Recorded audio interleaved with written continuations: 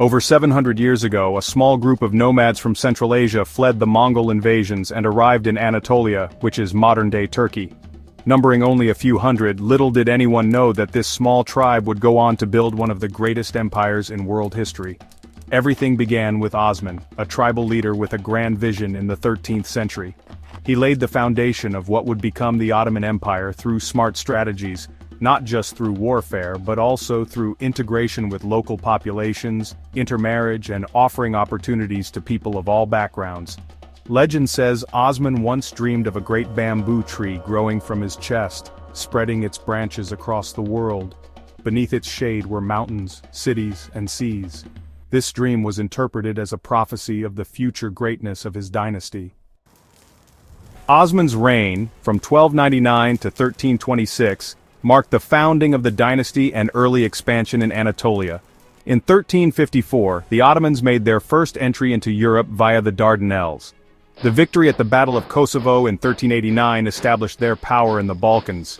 The capture of Constantinople in 1453 ended the Byzantine Empire.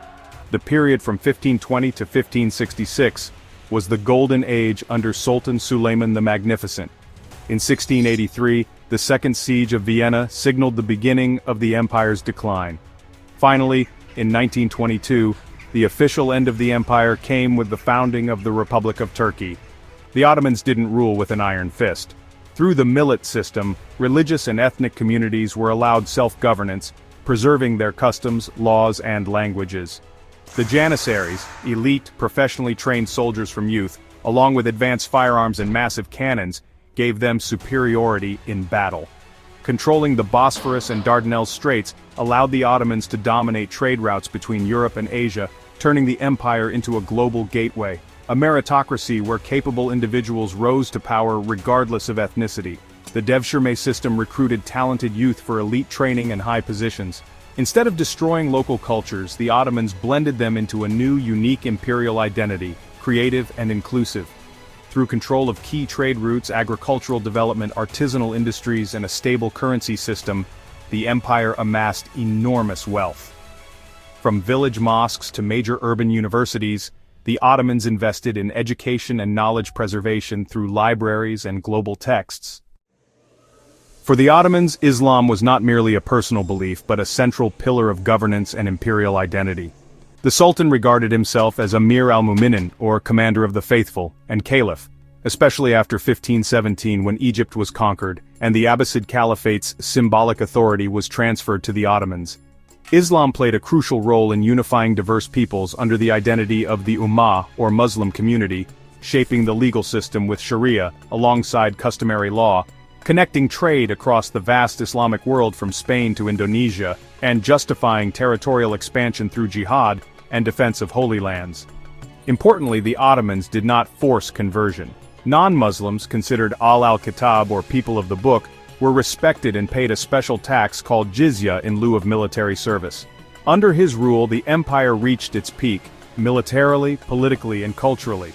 He was known as Kanuni, the lawgiver, for modernizing the legal system, and under him the arts and architecture flourished.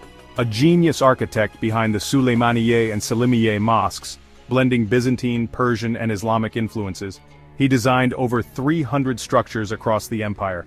A famed navigator and geographer who created one of the most accurate world maps of the 16th century, depicting South America and Antarctica in stunning detail.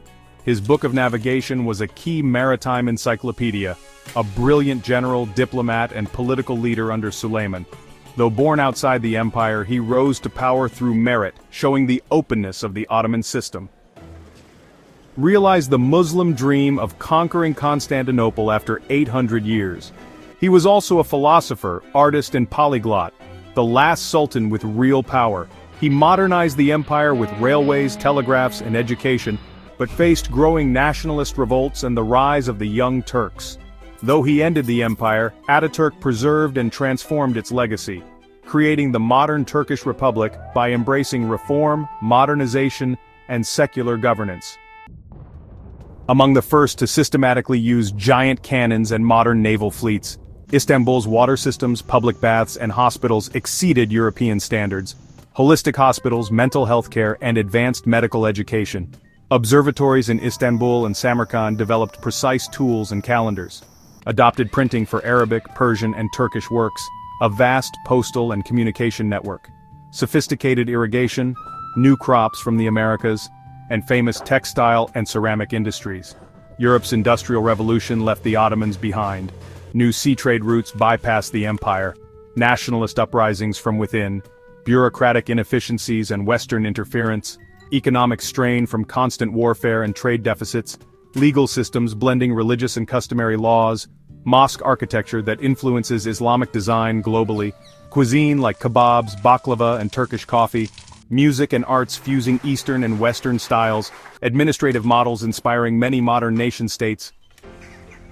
Think of the Ottoman Empire as an ancient multinational corporation that achieved extraordinary success with an unconventional formula flexibility, open to change and learning.